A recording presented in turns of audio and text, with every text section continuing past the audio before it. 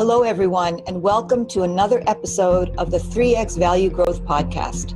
My name is Carrie Sauls. I'm a value growth advisor to mid-market companies and the author of the bestseller, Multiply Your Business Value in 3 Steps. I'm coming to you today from New Hampshire, and as always, I have a piece of trivia about the state of New Hampshire. This time, my trivia is that in 1787, Levin Hutchins of Concord, New Hampshire, invented the very first alarm clock. So back in the 1700s, we had alarm clocks. Who knew? Today, I'm joined by Shep Hyken of Shepherd Presentations, LLC. Welcome, Shep. Hey, it's great to be here. Now I know something about alarm clocks that I never knew before. Well, see, that's why I have fun coming up with these, because I didn't know these things either, and I think they're really interesting that New Hampshire brings us so much. Yeah. So, Shep, where are you calling in from? Where do you come from? I hail from the wonderful city of St. Louis, Missouri, and here's a little trivia. It only took 52 years, but my St. Louis Blues are finally Stanley Cup champions. Well, my favorite Bruins aren't happy about that, but that's okay. You go. But hey, they've had a bunch of Stanley Cups.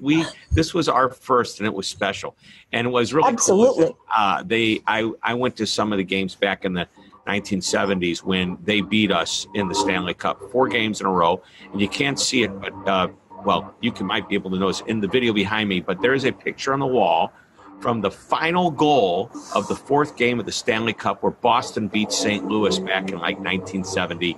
That season, and you've got Bobby Orr flying through the air, which has become the most famous picture in hockey of all time, autographed by the Boston Bruins number 4 Bobby Orr, who at the time, just as a little kid, was my idol. Well, that's a great experience that you have to hold on to, because he was one of my idols for years, definitely. But we're talking about customer service today, and I'm so thrilled to have you here. But before we get into our interview, I want to let the audience understand what Shep Hyken brings to the table. Shep is a customer service and customer experience expert. He's a keynote speaker. He is a New York Times best-selling author of 7 books, including Moments of Magic, The Cult of the Customer, Amaze, Every Customer, Every Time, and The Convenience Revolution. He created the Customer Focus, a customer service training program. Welcome again, Shep Hyken. Hey, that's great. So there's a little trivia about me. Lots of books. Well, I think we both have that desire to just share more information, and I love to write as well, definitely. Today, though, we're going to cover the topic of Amaze Every Customer Every Time with 7 questions in 7 minutes. Are you ready? I'm ready. I'm sitting back. I love it. The first question is, who's your ideal client? Wow. My ideal client is anybody that wants to build a stronger relationship with either their customers and even their employees. Almost all of my books and my speeches go to building relationships and creating a better service or better general customer experience. And I believe customers are both internal and external. Really good point, that it's not just the external, that it's both. Mm-hmm. Absolutely. So question number 2, what is the problem that you're trying to solve when you think about like my middle market customers, those kind of businesses? What is the problem that your kind of program solves? Sure. Well, I mean, that's a huge question, but I'm going to do it in under 60 seconds. And now I only have 52 left. And that is, I think every company today recognizes the value of delivering a better customer experience. The goal is to do it in such a way that not only it sets you apart for your competition, it differentiates you, but it becomes not just something on the front line, that it's cultural, that the entire organization buys into it.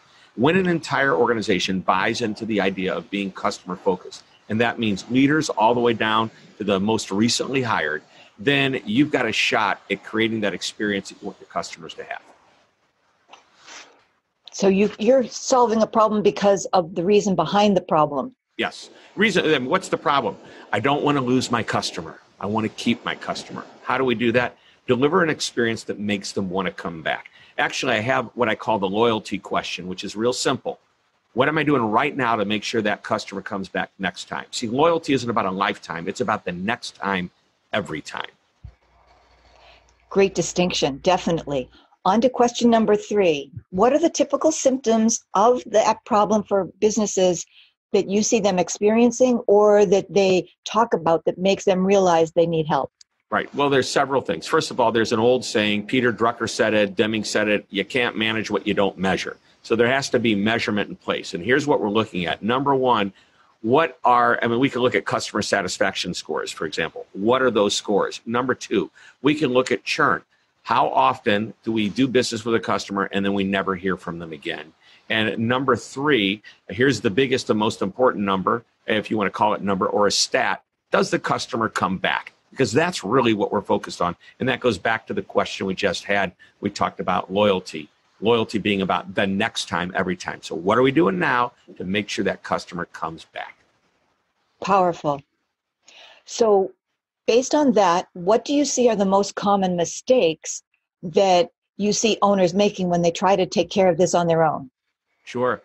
Well, first and foremost, people think of customer service as a department. And I mentioned this earlier, it's not. It's a philosophy. It's part of the culture. It gets ingrained in everybody. You can take a look at the companies that are truly successful, and they've done studies where if you invested for 10 years in the stock market for the 10 or 20 companies that exceeded customers' expectations, and there's studies out there that do that, like the American Customer Satisfaction Index is a great one, but there's a number of studies that will do that. If you invest in those companies, they outperform the S&P, proving that service doesn't cost, it actually pays. Creating that experience is really a powerful thing. But here's what happens. If you look at glassdoor.com and you take a look at the best companies to work for, that's because that idea of culture and taking care of customers internally is good. Then you'll see there's a direct correlation. Best companies to work for, best companies to buy from. And guess what? They're also the most successful companies. Wow, that's a really powerful argument. Incredible. And that data is out there, so owners can go and find that readily. Awesome. Based on that, what's one valuable free action that you think my audience can actually implement today that will increase the value of their business based on what you just said? Wow. So I have this concept that I learned about from Jan Carlson, the former president of Scandinavian Airlines, and it's the moment of truth. And it's anytime the customer comes into contact with any aspect of the business, they form an impression. That's the moment of truth, any interaction. And it goes one of 3 ways. He said it could be good and bad. And yes, it can be good and it can be bad and it can be mediocre. And that is what I call a moment of mediocrity. The moment of truth becomes a moment of mediocrity. Negative, I call it a moment of misery. Positive, I call it a moment of magic. So what I want everybody to think about is that every interaction, what are they doing right now to make sure that interaction is better than average, better than mediocre? Because the most amazing companies on the planet aren't over the top, blow me away with the most incredible service. No, they are consistently and predictably just a little bit better than average. And the customer says, I love doing business with them because they're always friendly. They're always knowledgeable. They're always nice. They always call back when I need them. They always give me the answer. Even when there's a problem, I know I can always count on them. That word always followed by something positive. And the way to get there is to manage that moment. Powerful. That's something that they can start using immediately after they hear you speak. It's easy. Just think about it. Manage the moment. And both, by the way, for your outside customers and your internal customers, right. The people you work with.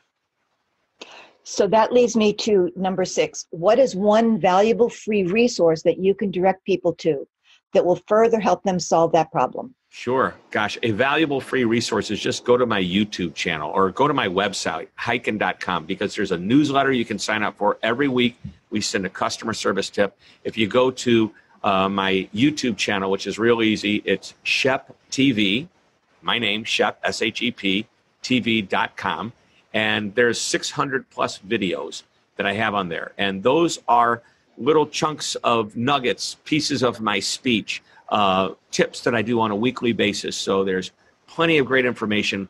If you subscribe to the newsletter, and it's free, at the end it says, show this video at your next meeting. And these are the types of videos that are on the YouTube channel. So You get a great piece that you can share with your team. Again, all of this is free. So with all of the experience that you bring to the table, what's one last piece of information that I should have asked you about that you really want to share with these business owners? Wow, I love that. What I would encourage everybody to think about is this. I think the biggest concept in customer experience today isn't just delivering great service, isn't just, trying to create that experience. Specifically, I want you to think about being convenient for your customer. Be easy to do business with. Eliminate friction. Find the interaction points, again, those moments of truth. For example, if I call and want to get support and I'm put on hold for 7, 10, 12 minutes, that's a friction point. Fix those friction points. Be easy to do business. I wrote an entire book where I identified 6 specific concepts of what I call my convenience principles. And the first is simply to reduce friction. And think about companies that have done that. Amazon did it to the entire retail industry, starting out with just bookstores. You've got Uber, Lyft. If you go to the airport and you have to stand in line, think about it. You've got the regular line and TSA pre. Pay a little bit of money. You don't have to take your shoes off or your computer out, and it's usually a shorter line. That's eliminating friction. It's still friction to go through the darn airline metal detectors, but at least they eliminate a little bit of it. But you get the idea. Find places to eliminate friction, to eliminate an inconvenient experience, and you'll start to see your customers love you even more. What I love about all of these tips you've given us is that they're implementable. You can get your head around them very easily, and they don't cost a nickel. You just have to. You just have to do it. Yep. Yes. Yes. Oh, Shep, this has been a great interview. Shep Hyken, thank you very much for joining me here on the 3X Value Growth Podcast. Thank you for being my guest. Well, thank you, Carrie. Thanks for having me. Thanks for checking out the 3X Value Growth Podcast. If you like what we're doing here, head over to iTunes and subscribe, leave us a review, or rate us. It's very much appreciated. And if you'd like to learn more about the 3X Value Growth model, go to www.3xvaluegrowth.com/model for the PDF.